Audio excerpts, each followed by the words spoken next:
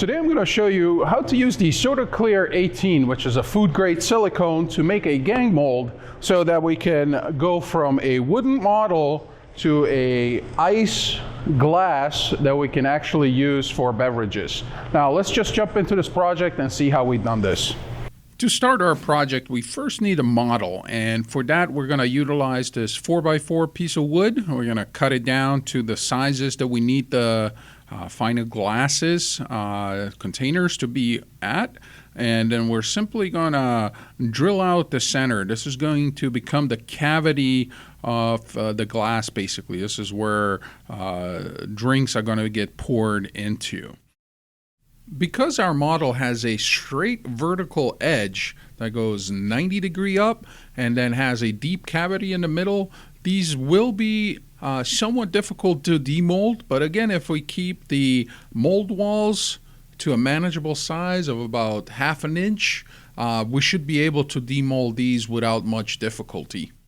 To make the casting of this project efficient, I've decided to make this a gang mold. So every time I cast one of these, I actually am going to cast 6 glasses in one shot. And therefore, we're going to need 6 models. And then before we proceed to making a mold, we got to think that the wood is a porous product. It's a porous material, so we need to seal the wood, and for that we're going to be using the sonite wax. I'm simply going to brush the model with the sonite wax. I'm starting with the cavities because those are going to be the most important, and I'm going to lay a very thick layer off the sonite wax. I'm going to brush that all around except the bottom of the model, and you'll see why in a minute. Sonite wax is now allowed to soak into the wood for about 20 minutes. And then any of the excess that hasn't soaked into the wood is wiped away so it doesn't transfer into our mold and possibly ruin the casting. Now, once the models are prepped and ready to go, we're going to adhere them to a working surface.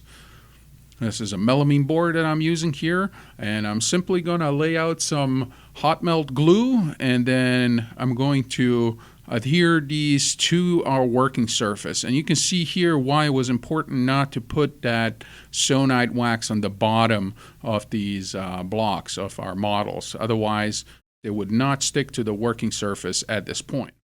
When making block molds and gang molds like this, it's really important that we keep the spacing between the models and between the models and the mold wall about even. We're looking for about 1/2 inch to 3/4 inch spacing.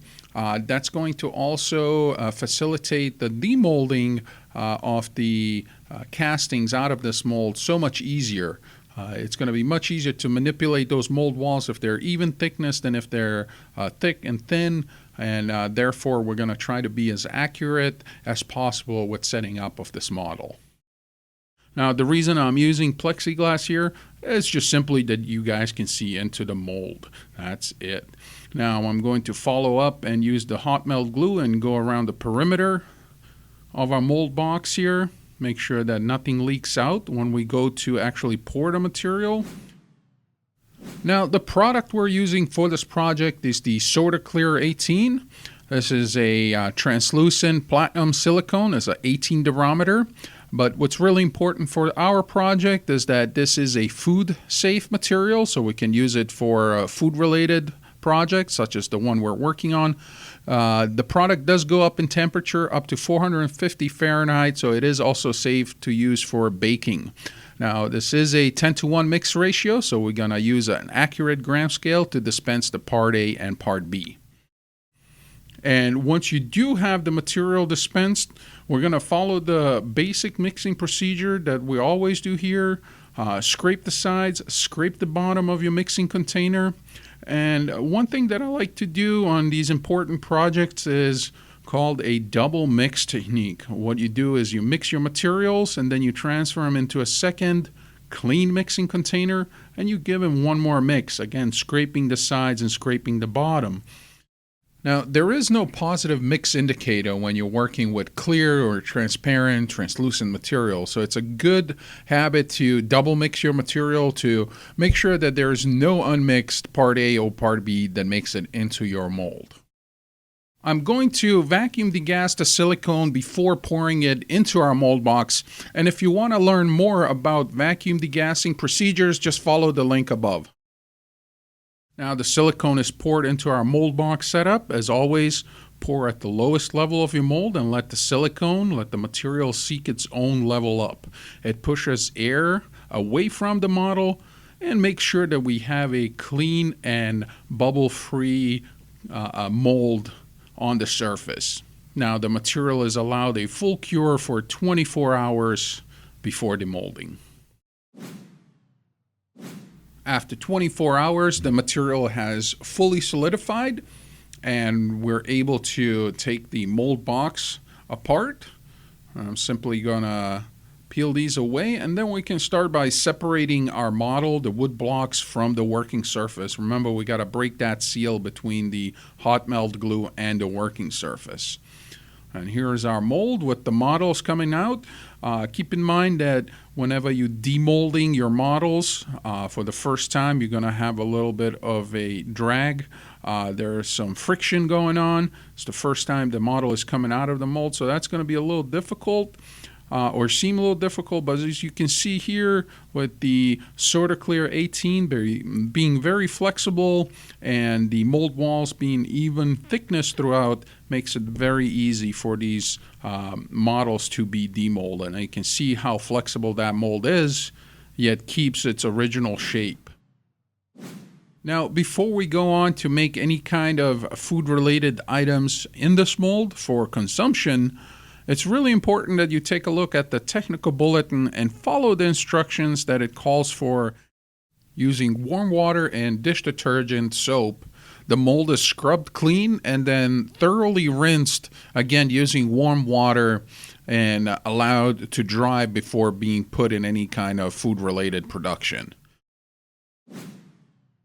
All right, now that our mold is clean, we can go ahead and boil some water. And then we're going to pour it into our mold. And if you ask yourself, why am I boiling the water here? By boiling the water, we're removing any kind of air that's trapped in the water and removing the micro bubbles out of there, which means that our casting, once the water is frozen, is going to be much clearer than if we just poured water and let it freeze. Now, carefully, we're going to dispense the water into our mold. And then the whole mold is put into the freezer and allowed a full cure of the water to ice so that we can actually enjoy it as beverage containers. And here we are. The water is solidly frozen. We can remove that mold out of the freezer.